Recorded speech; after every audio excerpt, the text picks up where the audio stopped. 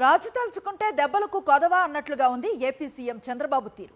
అధికారంలోకి వచ్చిన వెంటనే తనపై ఉన్న కేసులను కొట్టివేయించుకునే పనిలో పడ్డారాయన. తనకున్న అధికారాన్ని వినియోగించి కేసులు పెట్టిన వారిని బెదిరిస్తున్నారు. దౌర్జన్యం చేసి మరీ కేసులు విత్డ్రా చేయించుకుంటున్నారు. అన్నమయ్య జిల్లా ముదివేడు సమీపంలో గత వైఎస్ఆర్సీపీ ప్రభుత్వం రిజర్వాయర్ నిర్మాణానికి పూనుకుంది. దీనిపై కక్ష కట్టిన అప్పటి ప్రతిపక్ష నేత చంద్రబాబు ఎన్జీటీలో కేసు వేయించి పనులు అడ్డుకున్నారు.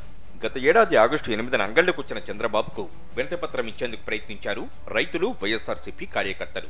అంగళ్లు కూడలి వద్ద చంద్రబాబు ఉసుగొల్పడంతో పచ్చమొక్కలు రెచ్చిపోయాయి. రాళ్లు, ఇటుకలు, కట్టెలు, రాడ్లతో మూకుమ్మడిగా దాడి చేయడంతో పలువురు తీవ్రంగా గాయపడ్డారు.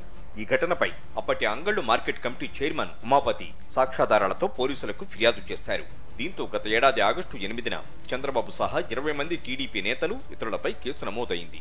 ఏపీలో కూటమి అధికారంలోకి వచ్చిన తర్వాత చంద్రబాబు తనపై కేసులు కొట్టివేయించుకునే పనిలో పడ్డారు. అంగళ్లు కేసు దర్యాప్తు చేయకుండా సిఆర్పీసీ కింద నోటీసులు జారీ చేశారు. వైఎస్ఆర్సీపీ నేత, అంగళ్లు మాజీ మార్కెట్ కమిటీ చైర్మన్ ఉమాపతి రెడ్డిని విచారణ పేరుతో పిలిపించారు మదనపల్లి పోలీసులు. వేధించి మరీ బలవంతంగా సంతకాలు తీసుకున్నారు. తప్పుడు కేసు అంటూ గత నెల 25న సిఆర్పీసీ నోటీసులు జారీ చేశారు. చంద్రబాబుపై తప్పుడు కేసు పెట్టినట్లు నోటీసులు తీసుకుని సంతకం చేయాలని పోలీసులు బలవంతం చేశారని ఆరోపించారు ఉమాపతి. కేసు రాజీకి ఒప్పుకోనని చెప్పినా పట్టుబట్టి సంతకం పెట్టించుకున్నారన్నారు. ఈ విషయంలో కోర్టును ఆశ్రయిస్తానని తెలిపారు ఉమాపతి.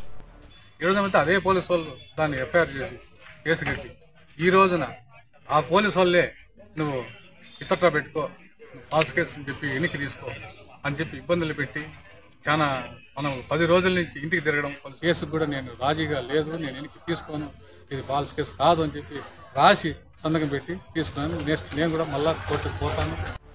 పోలీసులు తీసుకున్న నిర్ణయాన్ని వ్యతిరేకిస్తే నోటీసు అందుకున్న వారం రోజుల్లో కోర్టును ఆశ్రయించే అవకాశం ఉంది. పోలీసులు మాత్రం నోటీసు గడువు ముగిసిన తర్వాత సంతకాలు చేయించుకున్నారు. ఉమాపతి మాత్రం నోటీసులు అందుకున్న తేదీని ప్రస్తావిస్తూ కాగితాలపై సంతకాలు చేయడంతో పోలీసుల పాచిక పారలేదు.